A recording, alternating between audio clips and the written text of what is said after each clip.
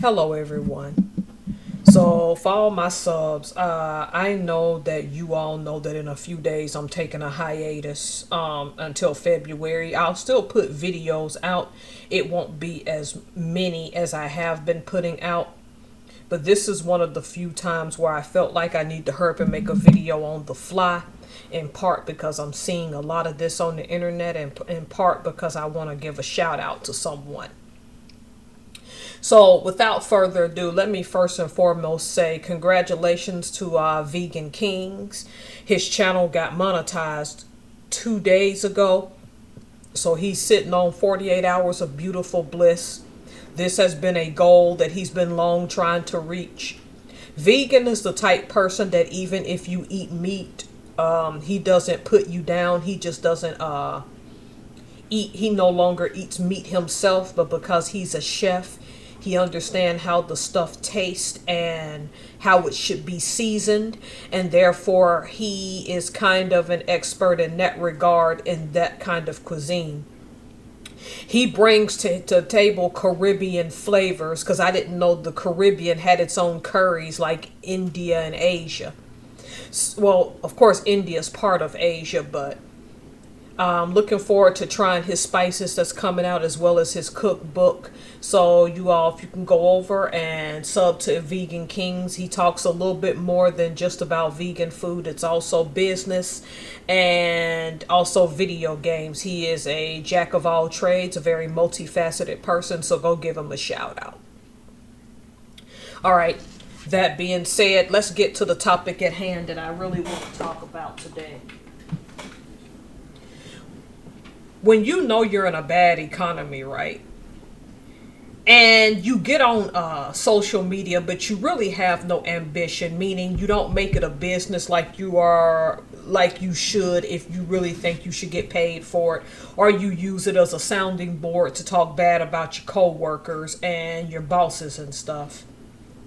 Why then do y'all get mad when these people fire you?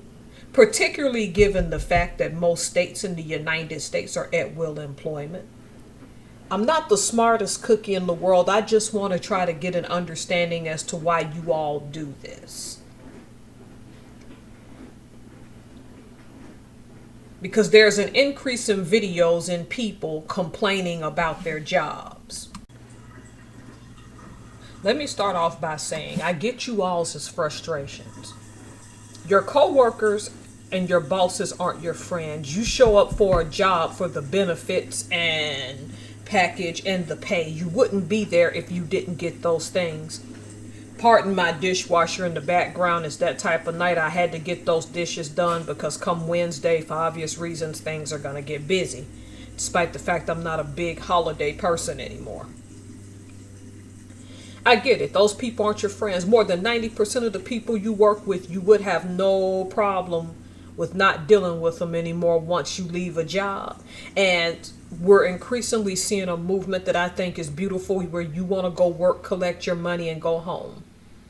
It doesn't mean you don't respect them, don't have empathy, don't understand their humanity.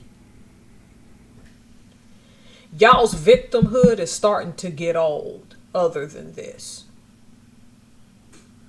Whatever happened to not liking who you work with and just going home? If you notice, I've brought this up with jobs throughout the years in videos, and based on the type of employment I have, I know they're monitoring my YouTube. I didn't not get social media like TikTok that's getting a lot of people in trouble, Instagram that's getting a lot of people in trouble, never had a Twitter and hadn't been on Facebook since 2012 and never really wanted that. It was just something I jumped on a whim. And then had an old coworker many years ago get upset because I would not friend her. I'm like, okay, here you go, boo-boo. I get that some of them see you and size you up as competition, so they sub to your stuff, or they shadow sub in order to see what dirt they can get on you. I get that. You should have a life outside of work. What I also understand is that companies have to look out for their bottom line, and they have to look out for public presence, okay? And what you do and say can be used against you.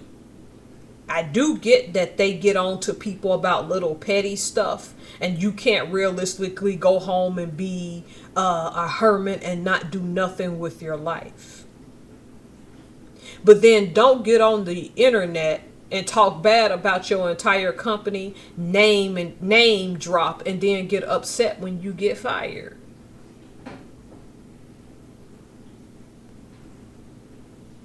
I do feel empathy for the people who build a social media presence on innocent things like makeup tutorials, cooking tutorials, talking about being life coaches, and then go to work and have people rag on them and give them a hard time. Because in that case, that's just somebody that wants to hold you down because they're mad because you want to do other things.